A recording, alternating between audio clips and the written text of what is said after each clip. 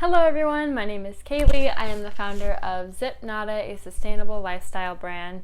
And today I want to be talking about sharing a space with others that don't practice zero waste.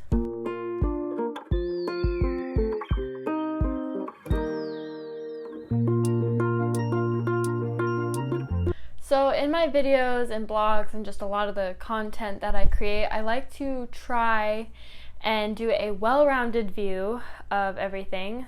So I use a lot of data, statistics, research, news, and I try and keep it kind of pertaining to both sides.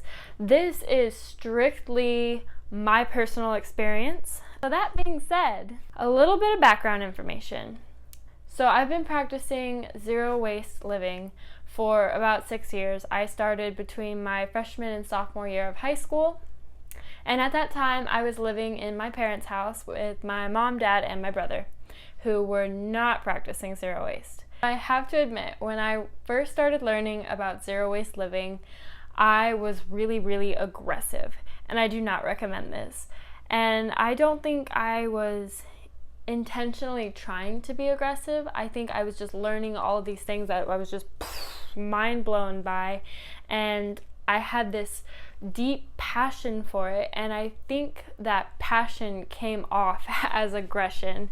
So I do acknowledge that in the beginning I was really aggressive. I want to apologize for anyone who knew me at that time, and I want to give a really big shout out to my amazing mother who dealt with that. Through the years, I've definitely dialed it like way down. My approach and my thoughts on environmental activism and my approach to education has definitely changed to a more understanding point of view.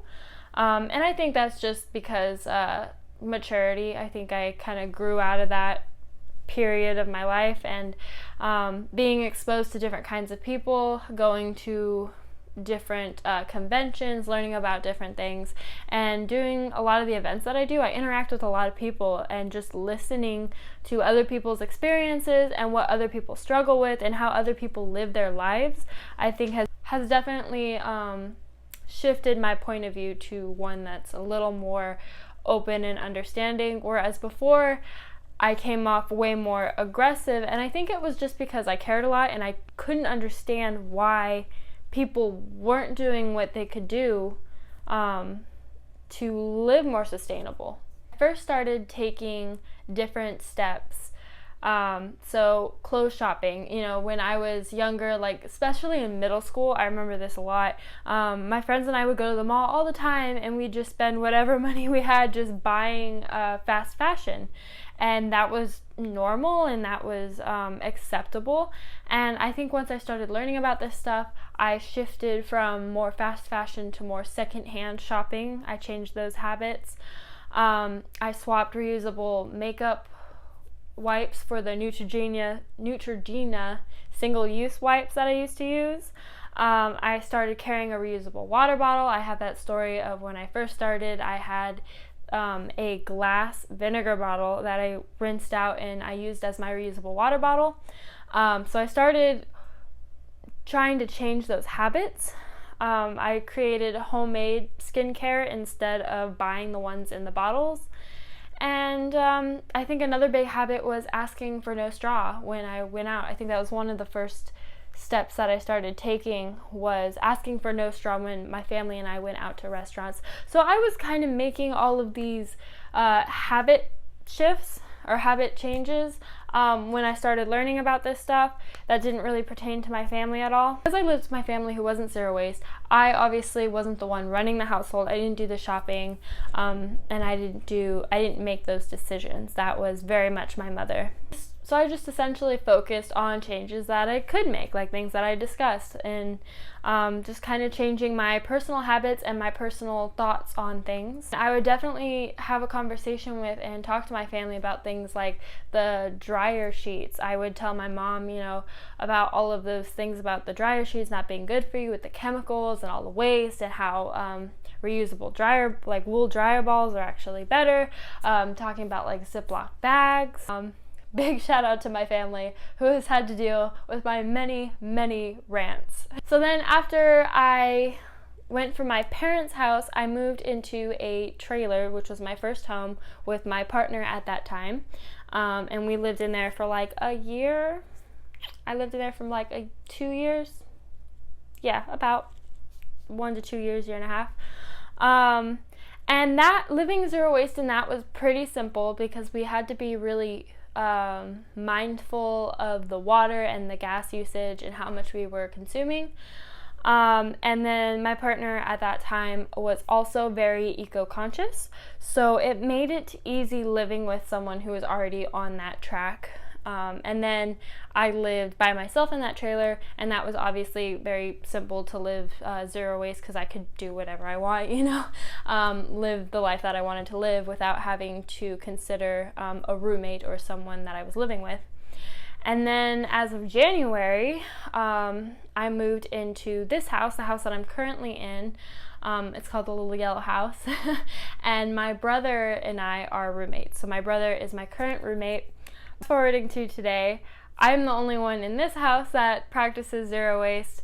My partner, my brother's girlfriend do not practice zero waste or sustainability. So that has been really interesting, and that's what this video is about. That was just some background information on living situations that I've had in my experience with that. These are some lessons that I have learned over the years on living with and sharing space with others who do not follow or practice zero waste.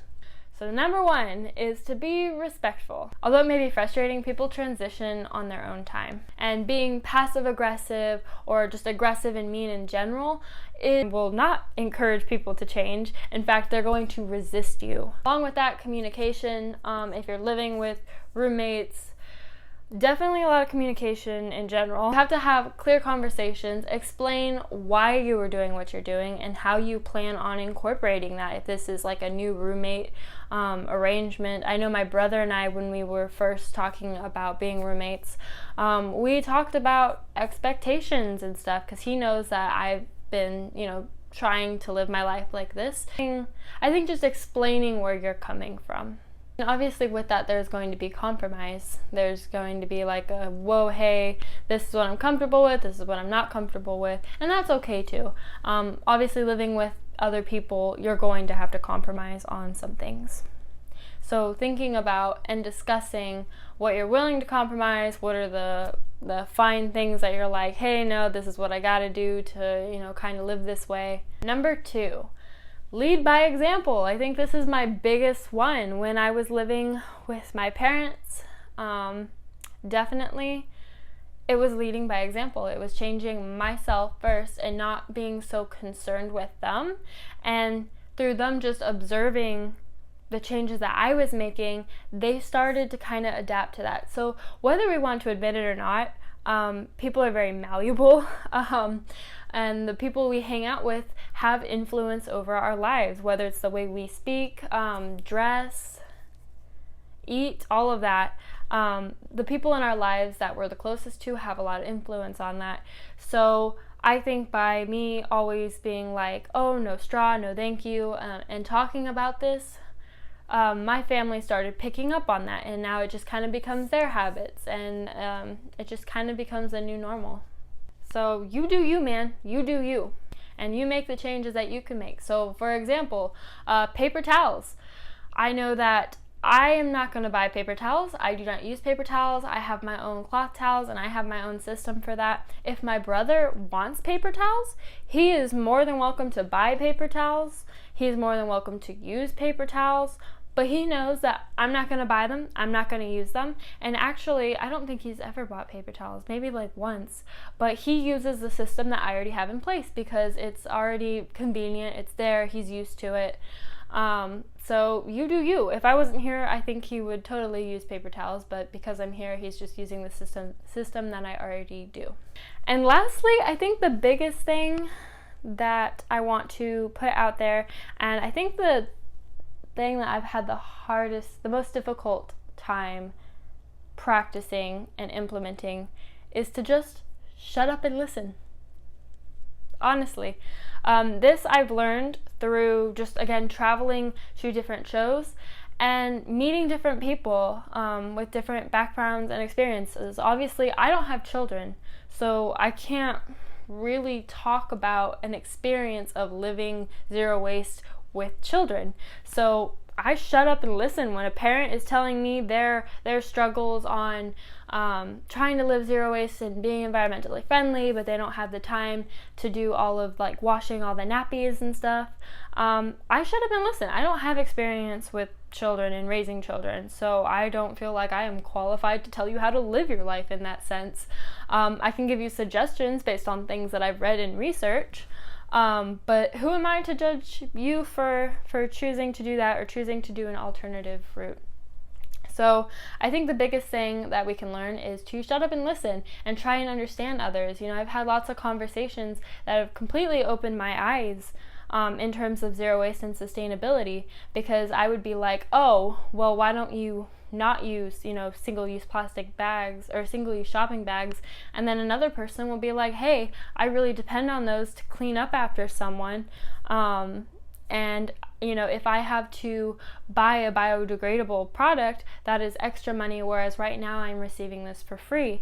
So you have to really consider different people's life experience, and living and sharing a space with other people, you have to be mindful of that. You have to be mindful of where they're coming from.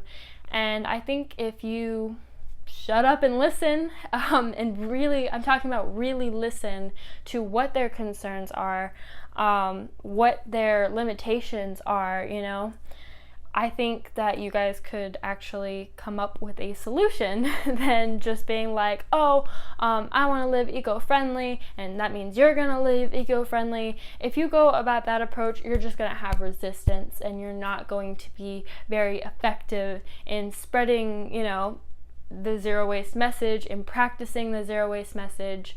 So I think that's one of the biggest things that I've struggled for a long time with, but I'm actually kind of starting to learn and implement and be okay with, is to just don't preach, just shut up, listen, understand, analyze, think about it, include them in a conversation to solve that problem.